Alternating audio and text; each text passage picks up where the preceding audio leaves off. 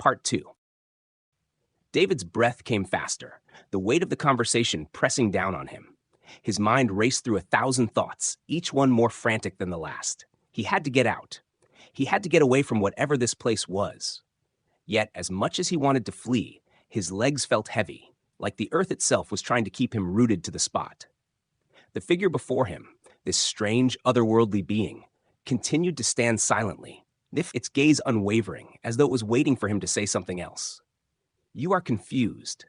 The voice echoed inside his head again, smooth and calm, as if it had been expecting this reaction. David swallowed hard. "What do you mean? I will forget? Are you saying this was some kind of dream?" "No," it replied simply.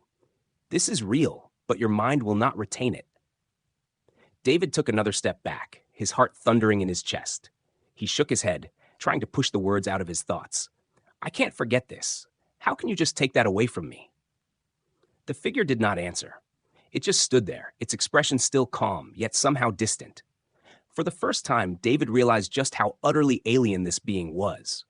Not in appearance, but in its complete lack of emotion, its ability to speak and exist in a way that felt almost clinical. "Why are you showing me this? Why am I here?" David's voice cracked, betraying his growing anxiety.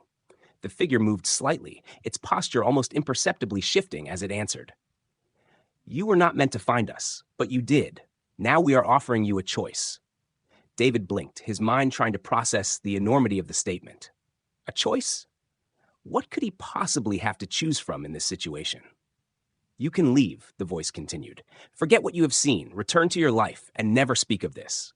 Or," David's pulse quickened, or you can stay."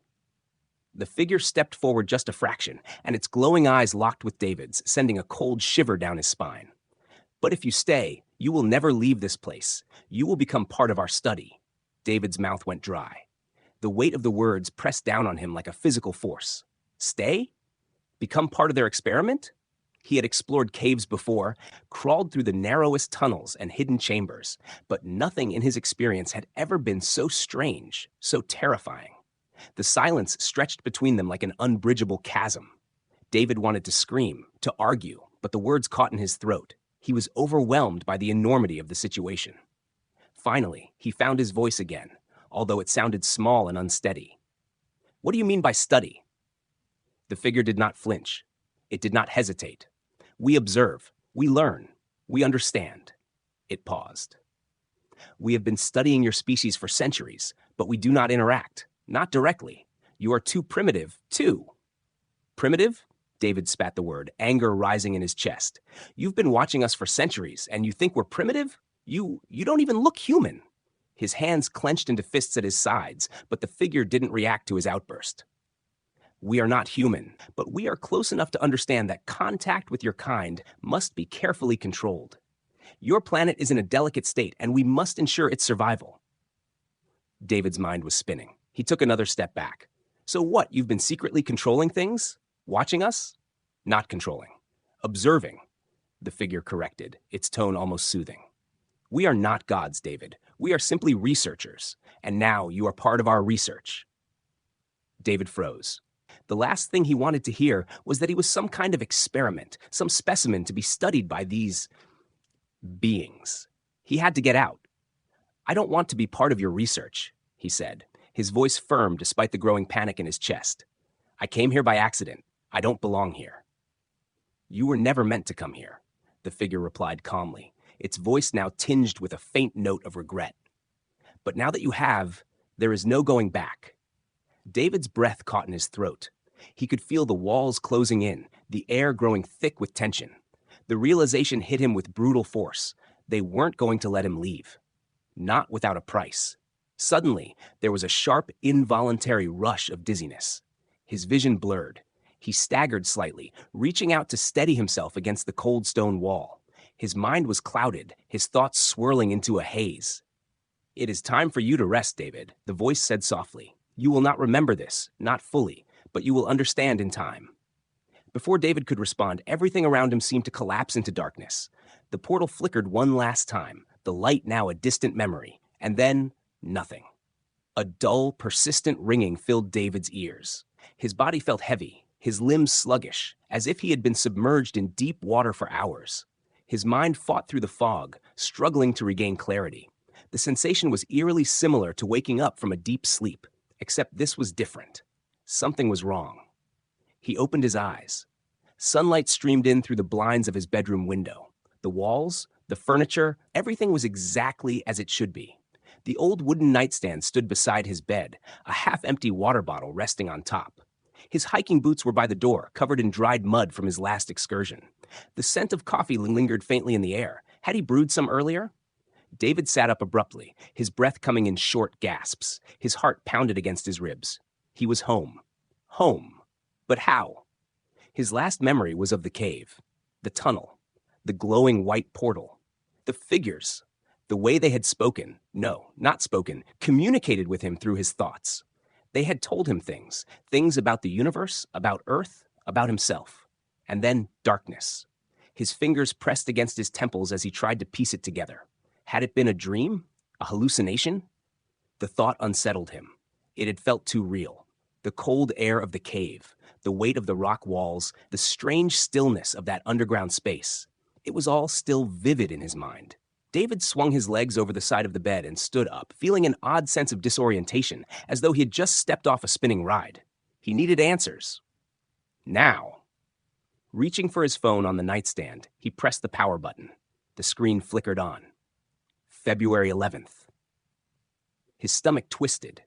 That couldn't be right. The last thing he remembered, it had been February 9th when he entered the cave. He had lost 2 days. Panic clawed at his chest. His fingers trembled as he scrolled through his messages. Nothing. No missed calls, no texts. Except for one, a message from his cousin Mark, sent at 3:14 p.m. yesterday. Hey man, I waited for you at the pickup spot for 2 hours. Where the hell did you go? Call me ASAP. David's grip tightened around the phone. Mark. Mark had agreed to pick him up at the designated meeting spot after his exploration. But David had never made it there. At least, he didn't think he had. His thumb hovered over the call button. Then, without another thought, he pressed it.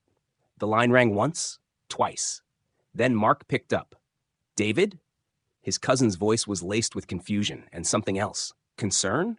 Jesus, man, where the hell have you been? David hesitated. He didn't even know how to answer. Mark, I don't know. A silence stretched between them. Then Mark spoke again, his tone more serious. You don't know? What the hell does that mean? David ran a hand through his hair. I remember going into the cave, but after that, everything is blurry. I woke up at home just now, but I don't remember coming back. Another pause. When Mark spoke again, his voice was lower, more cautious. David, I was at the meeting point at 4 p.m., like we planned. You never showed. I called you. No answer. I even went to the ranger station to ask if anyone had seen you. I was about to report you missing, man. David swallowed hard. The sensation of unreality deepened. Did anyone find me? No, but when I drove by your place last night, your truck was in the driveway. Lights off. I figured you had just flaked on me. David's skin prickled. He had no memory of returning home. He sat down on the edge of his bed, gripping the phone tightly. Mark? Something happened in that cave. I don't know how, but I think I lost 2 days. Mark exhaled sharply. All right, man, you're freaking me out. Are you sure you didn't hit your head or something? Maybe you just got turned around in the tunnels? David hesitated. The logical part of his brain wanted to agree, to tell himself that maybe he had fallen, gotten disoriented, blacked out. But deep inside, he knew that wasn't the answer. I don't think so, he said finally. There was another pause. Then Mark sighed. Okay, look, you're obviously not okay. I'm coming over. David nodded, even though Mark couldn't see him. Yeah, you okay. As the call ended, David sat in silence, staring at the phone in his hands. His pulse was still racing.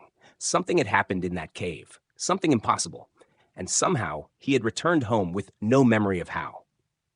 David sat motionless on his bed, the phone still gripped tightly in his hand. His mind raced, thoughts spiraling. Mark would be here soon. He had to figure out what had happened. He couldn't shake the feeling that his entire sense of reality was slipping through his fingers like sand. What if he was losing his mind? What if it was all just some bizarre, twisted dream? But even as these thoughts clouded his mind, there was something inside him that refused to believe that. There was something real about what he had experienced, something he couldn't explain. The portal, the figures, their voices in his head, their strange words about planets, about humans being so primitive. It wasn't the kind of thing you just make up in your sleep. David jumped when he heard the knock at the door. David? Mark's voice echoed from the other side, tentative. You good, man? With a shaky breath, David stood up and opened the door.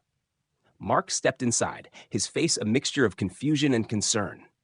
The younger man had always been an adventurous spirit, but seeing David like this, he seemed unsure of what to say. Hey, thanks for coming over, David muttered. He motioned toward the couch. Sit down, I need to talk to you about something. Mark gave him a questioning look, but did as he was told, settling down. All right, so what's going on? You really scared me, man. I thought you were lost or something. David hesitated, then took a deep breath. He could see the concern in Mark's eyes, and for a moment, he wondered if his cousin would believe him, or if he'd think he was just losing it. But he couldn't keep it to himself anymore. I need to tell you what happened to me in that cave. David started slowly, choosing his words carefully. Mark raised an eyebrow. What happened? You go deeper into the caves than usual? David bit his lip. You won't believe this, but I think something happened to me in there. I think I was taken. Mark's face tightened with skepticism. Taken? Like by some bear or something? Dude, you're starting to sound like you've watched too many conspiracy videos. No, I'm serious. David's voice was firm, insistent. There's no other explanation. I went into the cave to explore, but then I found something. It was like a different world. Mark frowned. What do you mean, a different world? David ran a hand over his face.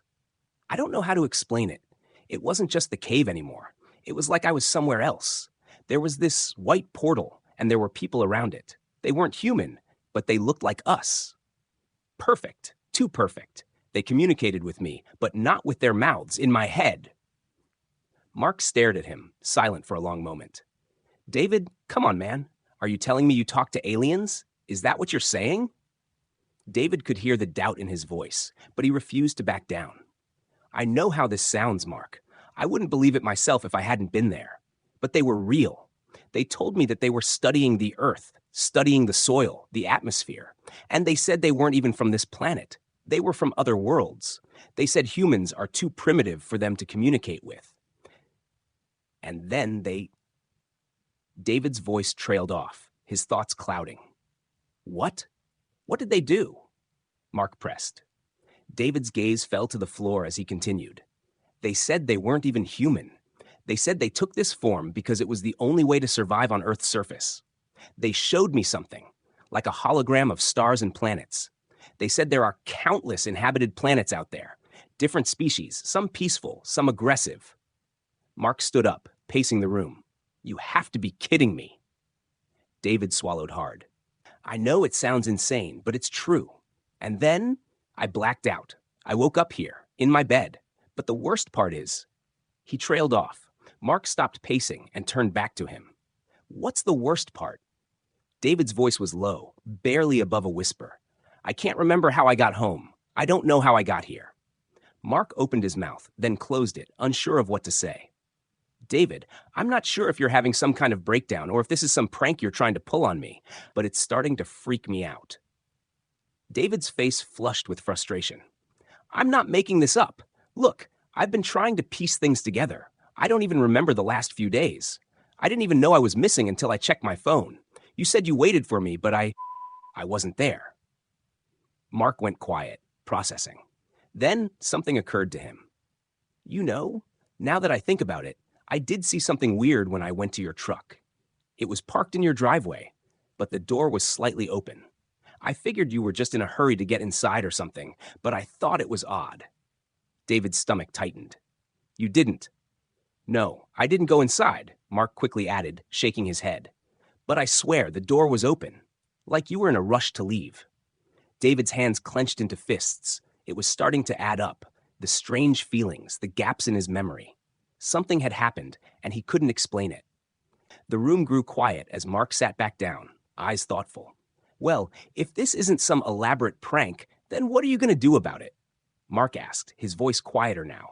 David didn't have an answer. He wasn't sure what to do. But one thing was certain. He couldn't forget the cave. He couldn't ignore what he had seen. He couldn't pretend the experience hadn't happened. Not now. Not after everything. David couldn't shake the unsettling feeling that had taken root in his chest. He had always been someone who prided himself on his logical, methodical mind.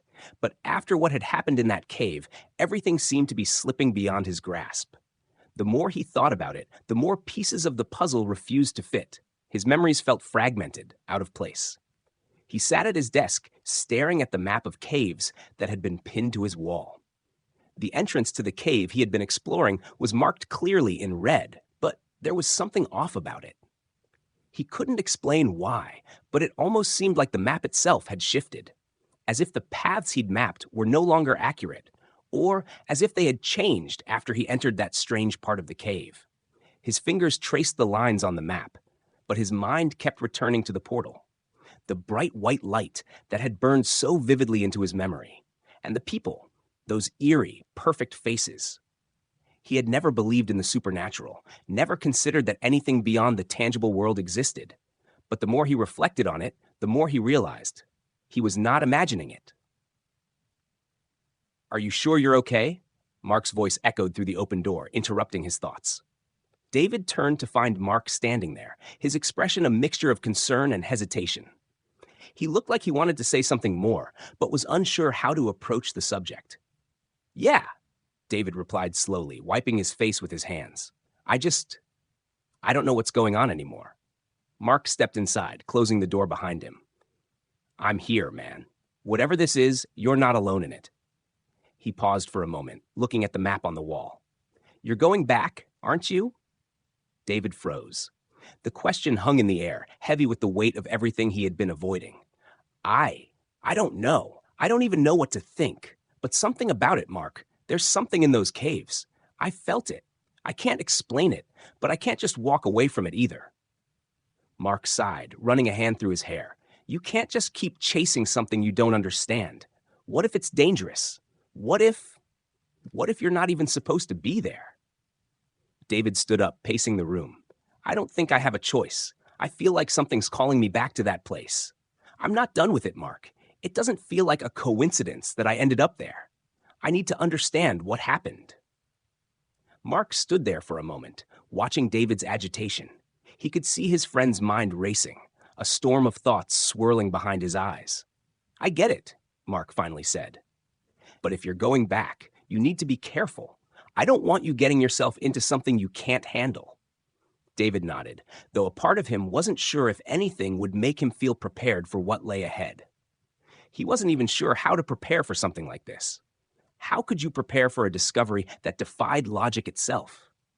"I'll go alone," David said, finally looking Mark in the eyes. "I need to do this alone." Mark opened his mouth to protest, but hesitated. He could see the determination in David's eyes, the same fire that had driven him into those caves in the first place. In that moment, he realized there was no stopping him.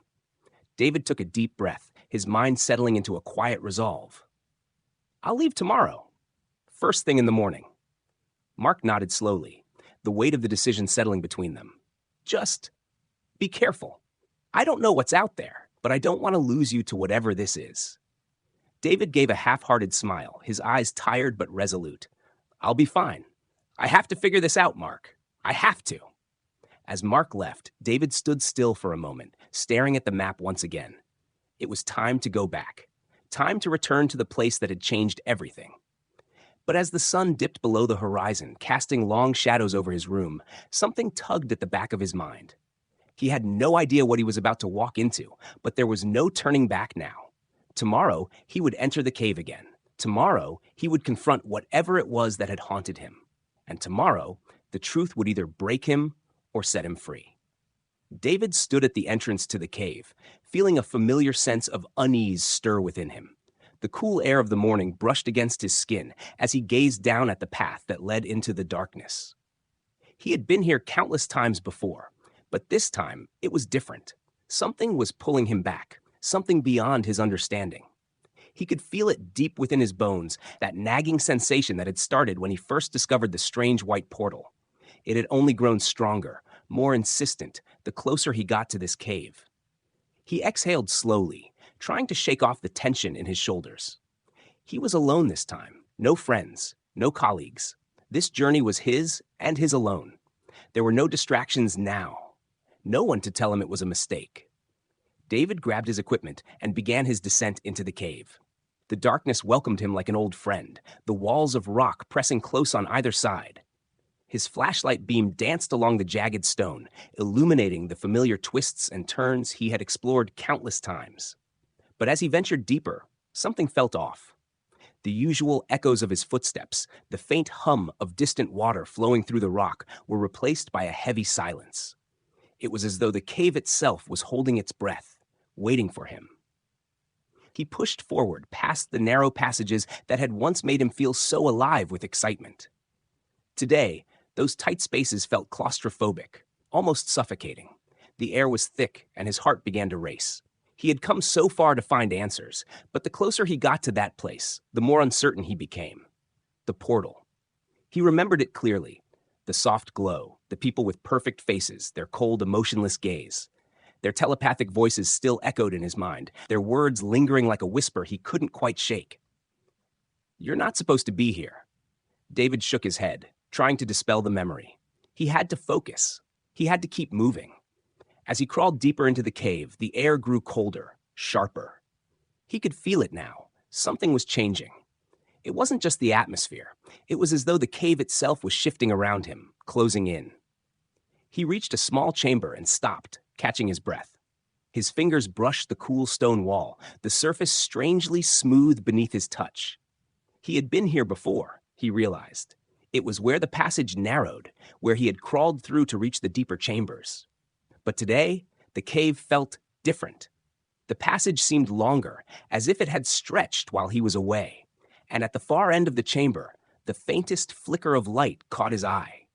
David squinted, unsure if it was just his mind playing tricks on him. But no, the light was real. It was there, soft and white, just as he remembered it. His pulse quickened. The moment he had feared was approaching, but it was also what he had come for. Without another thought, David began crawling toward it, the glow growing stronger with every inch he moved. His breath was shallow, his heart thudding in his chest. When he finally emerged from the narrow passage, he found himself in a large, open cavern. The white light illuminated everything, casting long shadows against the walls. And there it was, the portal. Larger than before, its edges shimmering with an almost unnatural radiance. Around it, the figures from before were waiting. They moved in a fluid, almost mechanical way, walking across the cavern floor with purpose. There was no sound, only the faint hum of energy that seemed to radiate from the portal itself. David's pulse raced as he stepped forward, but this time he wasn't met with the same sense of awe and wonder that had filled him during his first encounter. This time, there was fear.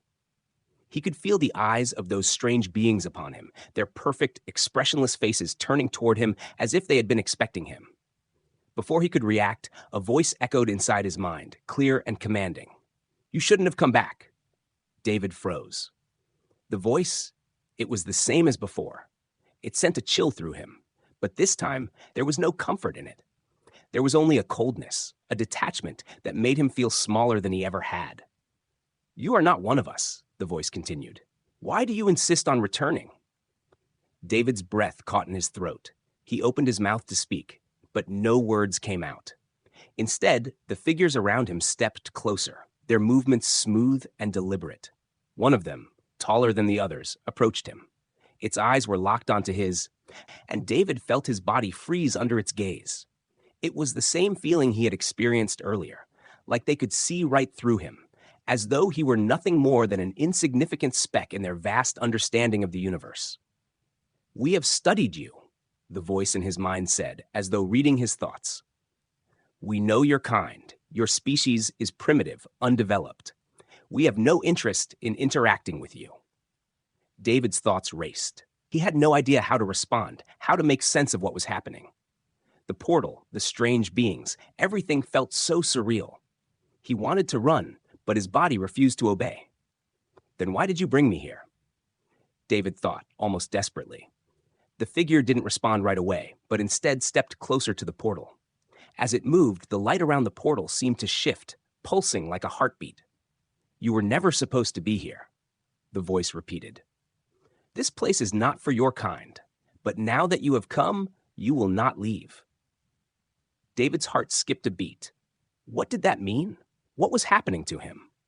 Before he could think any further, the world around him began to blur. The air became thick, and the ground beneath him felt like it was shifting. His vision darkened, and his knees gave way. The last thing he remembered before everything went black was the sound of a voice, faint but clear. You are not meant to understand. A sharp ring shattered the silence, pulling David from the depths of unconsciousness. His eyes fluttered open, his vision swimming as he tried to orient himself.